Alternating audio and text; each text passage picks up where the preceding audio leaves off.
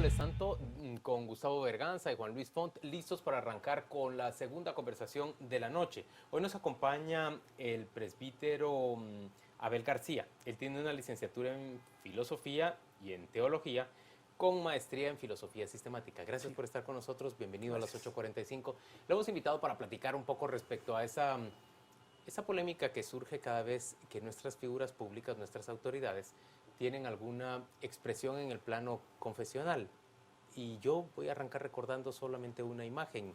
Gustavo tiene bastantes más argumentos que presentar, pero la mía es la del presidente Jimmy Morales, que se suma en la Plaza de la Constitución a un ejercicio de oración.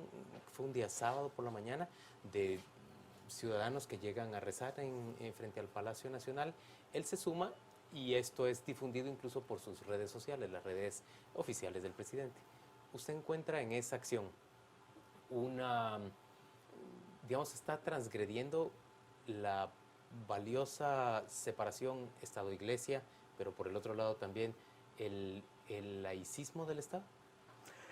El laicismo del Estado no significa necesariamente oposición a la libertad religiosa, pero evidentemente cuando alguien representa a todos los guatemaltecos, se esperaría que sus gestos no fueran gestos dirigidos única, exclusivamente o representativos de o expresivos de un sector de los guatemaltecos.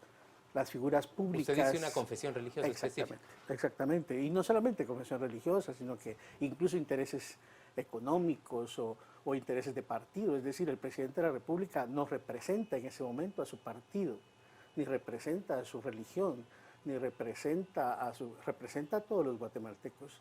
Entonces, en ese sentido, tiene que existir prudencia, tiene que existir hasta cierto punto respeto por todas las demás expresiones de fe, expresiones ideológicas, en fin. Ahora, bueno, ya no es la primera vez que sucede esto en el caso de la presidencia de la República, ¿no? Y cuando hablábamos fuera de cámara, se mencionaba el caso, por ejemplo, del general Ríos Montt. Sí. Se mencionaba también el caso del presidente Jorge Serrano. Pero también ha habido presidentes que han expresado un manifiesto sesgo hacia la Iglesia Católica, como por ejemplo el presidente Oscar Berché, que si mal no recordamos, otorgó varias órdenes del Quetzal a imágenes y a pendones de hermandades. O Shell Laugerud, por ejemplo, que ungía al señor sepultado del Santo Domingo. Es decir, entonces... Es importante no perder de vista la historia no tan lejana, sino que relativamente reciente entre conservadores y liberales, y cómo la sombra de esas situaciones liberales y conservadoras aún se prolongan, sobre todo en cierto liderazgo de partido político y de partido político de la antigua política, digámoslo así, que no termina de desaparecer, sino que subsiste. Ciertamente, la misma crítica que le podemos hacer hoy a Jimmy Morales se la podemos hacer válidamente a Shell o a Berché, ¿verdad? El tema es que media un periodo de tiempo que evidentemente nos hace hoy en día mucho más sensibles a esa situación, quizá por el hecho de que en los casos específicos de Serrano, en los casos específicos de Ríos Montt, el planteamiento era un planteamiento de conductas hasta mesiánicas, ¿no? Y de una imposición en las estructuras del Estado y de los funcionarios públicos para que se viviera esa experiencia particular de fe. Pero usted tiene, en general, la impresión de que los gobernantes no respetan la separación Estado-Iglesia.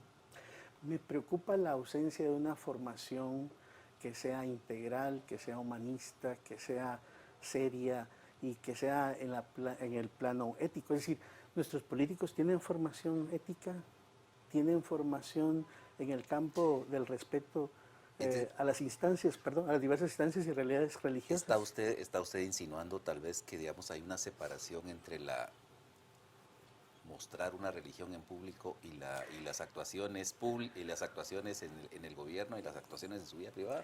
Hay un problema de cara al neoliberalismo y a los libertarios que exigen que el ámbito privado y el ámbito público sean distinguidos y que el ámbito privado sea únicamente el espacio de la expresión religiosa. Eso es otro discurso. Lo que estamos aquí tal vez planteando es el hecho de que un representante de la unidad nacional, como es un presidente de la República, no puede demostrar ningún tipo de favoritismos o privilegios, sino que le compete ser el símbolo de la unidad nacional. Planteados en ese punto, ¿a usted le parecerá entonces apropiado que no solo se produzca un Te Deum después del ascenso de un gobernante al poder, sino además se produzcan los servicios religiosos que ahora vemos en iglesias evangélicas? Pero que también le llamaron Te Deum, siguiendo la tradición católica. Exactamente. Pero quiero aclarar, o sea, yo estoy acá como académico. Más que como sacerdote católico. Bueno, sigo siendo sacerdote católico, ¿verdad? Porque el mundo de la academia es el mundo de la academia de las universidades católicas. Pero evidentemente sí es muy prudente que si va a existir una acción de gracias dentro de una denominación religiosa, lo normal es que exista también otra dentro, o si no, como se hace en algunas instancias europeas, en donde se hace una celebración ecuménica, una sola, y están todos juntos, todos juntos. Por lo regular se hace por cuestiones históricas dentro de las catedrales, ¿verdad?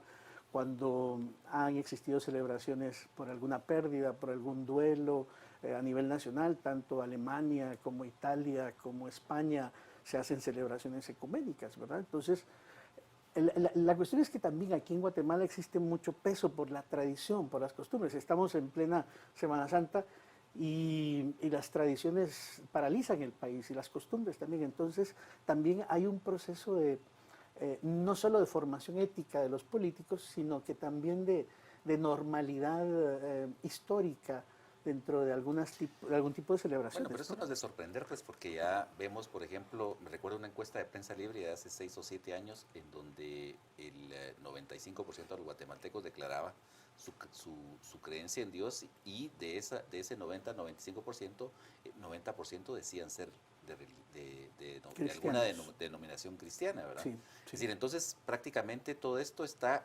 inmerso dentro de la cultura del país. Exacto. Es difícil hablar de una cuestión de laicismo dentro de una cultura que está arraigada. Pues, arraigada de esa manera, pues. Ahora, pero ¿qué entendemos por laicismo? Porque, como decía al principio, laicismo no significa la negación de la libertad religiosa, claro, sino que laicismo significa no dejar que ninguna denominación religiosa se imponga. Prevalezca. Se imponga, y se imponga de una manera excluyente, de una manera no dialogante, o sea, eso es lo que... Pero el laicismo alude también a una, digamos, omisión de expresiones que reflejen una confesión religiosa. Sí, yo creo que valdría la pena, cayendo un poco en la semiótica, el tema de la laicidad y del laicismo. La laicidad es una parte constituyente mientras que el laicismo por el ismo es una radicalización, ¿no? Entonces, todo ismo es radicalización. Entonces, radicalización en términos de extremismo, dice usted. Sí. De aferración intensa a una idea. Fanatismo.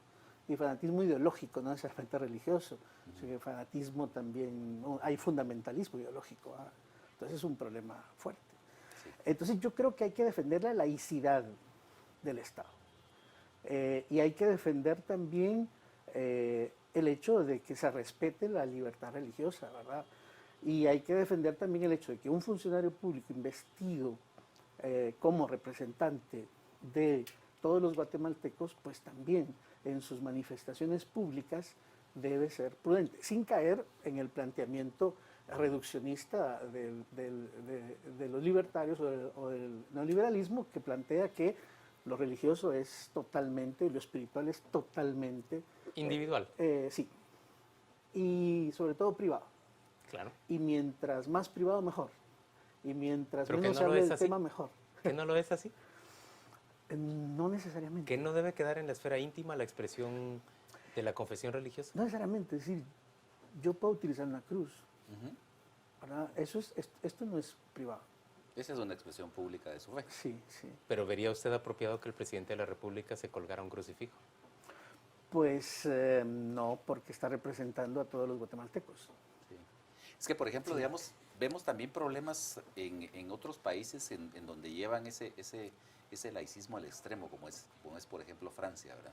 Es decir, ahí no hay una idea de multiculturalidad, sino que lo que se trata de exponer es como de buscar como una homogenización aséptica de religiones y de razas y de idiomas. Por ejemplo, digamos, ¿qué sentido paño. tiene? ¿Qué sentido tiene no usar la burja? Sí, ahora, el tema del laicismo en Francia, tenemos que circunscribirnos al desarrollo histórico de los procesos culturales, políticos, económicos, religiosos en Francia. Tendríamos que plantear que sí, en ese momento la laicidad se puede convertir en laicismo desde la perspectiva de que existen expresiones religiosas que pueden ser atentatorias contra la sociedad. Ahora, por ejemplo, El fanatismo violento.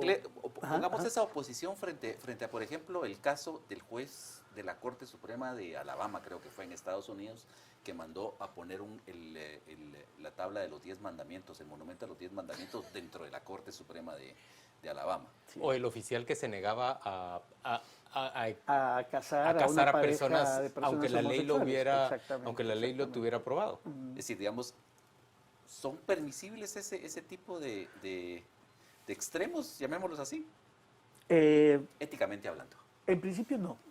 En principio no, porque estamos hablando de instancias y de ejercicio de una función pública que es para beneficio de todos los habitantes de un determinado, de una determinada sociedad, de un determinado contexto. Hay que ver si este funcionario de Alabama que puso los 10 mandamientos quería hacer algún tipo de reconocimiento al mundo judeocristiano y a la cultura occidental, ¿no? Que la cultura occidental es de raíz judeocristiana, greco-romana, en fin. Pero evidentemente sí sería algo muy religioso, sería quizá otro tipo de situaciones y tal vez con una expresión mucho más plural, ¿verdad? Don Abel, una última pregunta. Sí.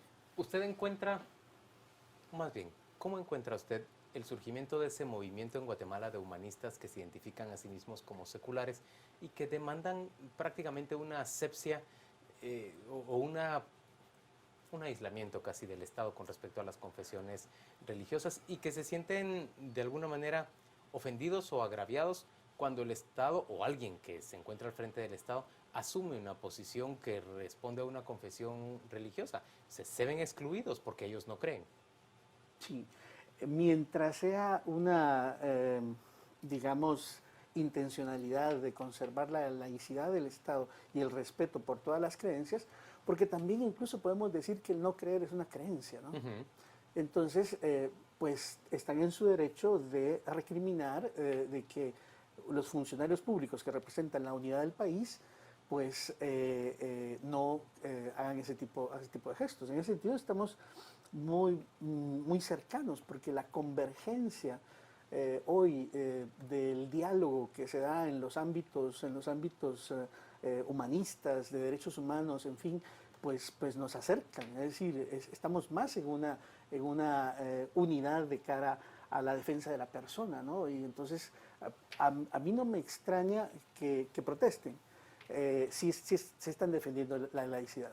Ahora, si quieren la eliminación de todo tipo de libertad religiosa y la eliminación de cualquier otro tipo, entonces sí sería una cuestión problemática, ¿no? Ahora, por ejemplo, digamos, entonces sería un retroceso, eso sí, la propuesta que hizo el año pasado un diputado de Líder de poner la Biblia como libro de texto dentro de todo el sistema educativo guatemalteco.